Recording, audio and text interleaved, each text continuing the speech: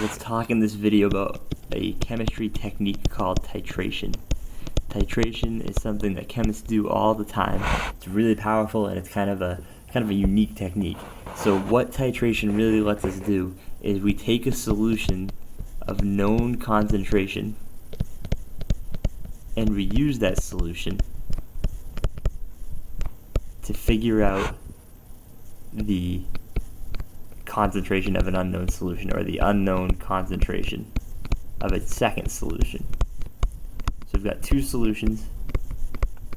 One we know the concentration of, the other one we do not, and we use that known concentration to add some stuff, use some math, and we work out the concentration that we don't know of our second solution. So typically you call that solution that we know its concentration, let's change colors, we'll call this the titrant, and then we call the solution that we don't know its concentration the analyte. Alright, so it's really going to be, this whole discussion today is going to be about these two halves of the titration process. So the known and the unknown. So we call the known the titrant, we call the unknown the analyte. So what we'll see is that when you're titrating, you use a special tool called a burette, which is this tall thing up here. So a burette, let's write that down. Our known concentration solution is called the titrant. This goes in the burette. And if you look closely at this is kind of a graphic of a burette. You'll see a couple things. First of all, it's kind of like a graduated cylinder, except it's upside down. That's actually a good thing, but you'll notice that you've got small markings here. So those small markings are indicating a specific volume.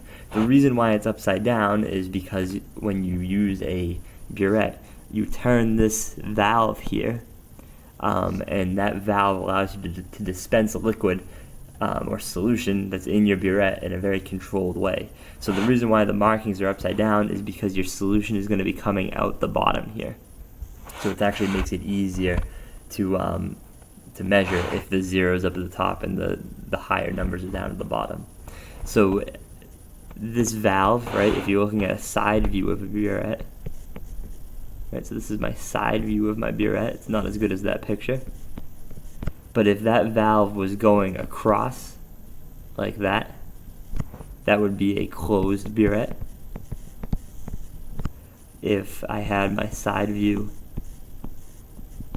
and my valve was kind of, it's a little strange to draw, but was going up and down in the same direction as the burette, that would be an open valve. So the beauty of titration is that you can put this valve all the way closed and no liquid will come out the bottom, all the way open and it will stream out the bottom, or you could put somewhere kind of in the middle here.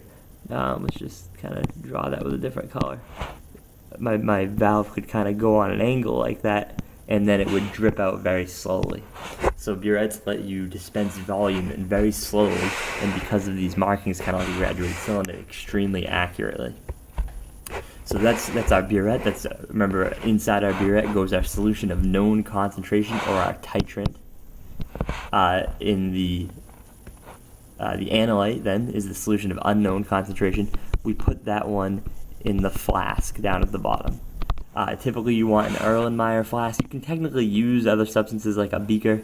It works out, but a flask is better because of the shape that it has. So I don't know if you've noticed this, but this is an Erlenmeyer flask down here, and it has kind of this narrow mouth at the top, which makes it really good for swirling. You need to swirl when you're titrating, so that shape is really conducive to that. So you use this flask, and this is where the analyte goes. So down here we have a solution of unknown concentration that we're going to figure out.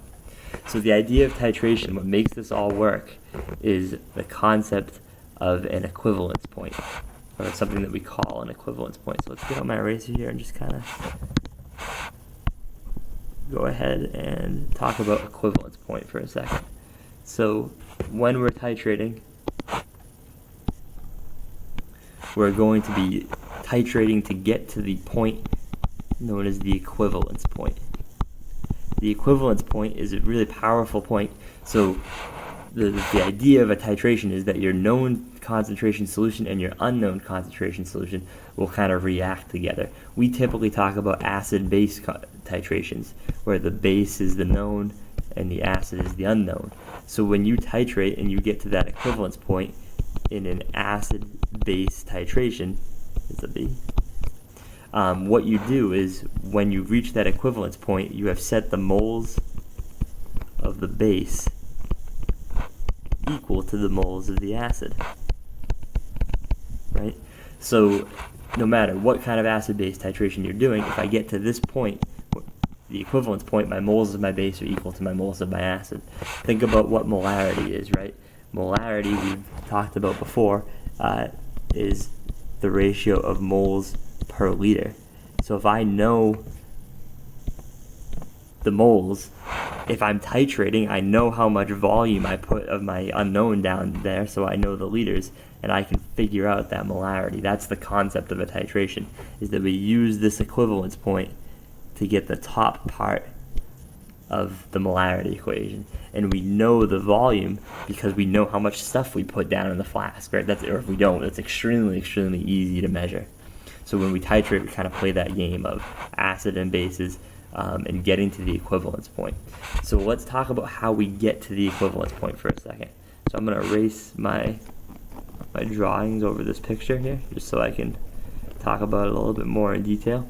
So to know that we get to the equivalence, that we reach the equivalence point, we're going to use an indicator, right? We've talked about indicators, and we talked about pH and acids and bases. So indicators will turn very different colors at certain pHs. The typical acid-base indicator that you use for acid-base titration is phenolphthalein. Phenolphthalein. And this is really unique because this turns bright pink in a base. Even the tiniest bit of a base, it will still very, very aggressively turn pink.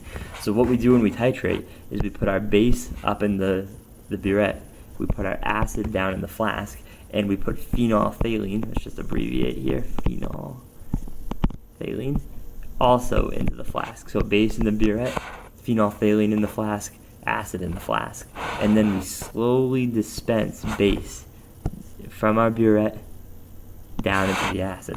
So what's going to happen as that happens, right? Every drop of base that moves from the burette into this acid is going to neutralize a little bit of that acid. And that is going to happen until we reach the equivalence point, right? There's a certain exact volume that we will add of base that will get us to the equivalence point, in which we will have the moles of base equal to the moles of the acid, and the solution down here will be totally neutral.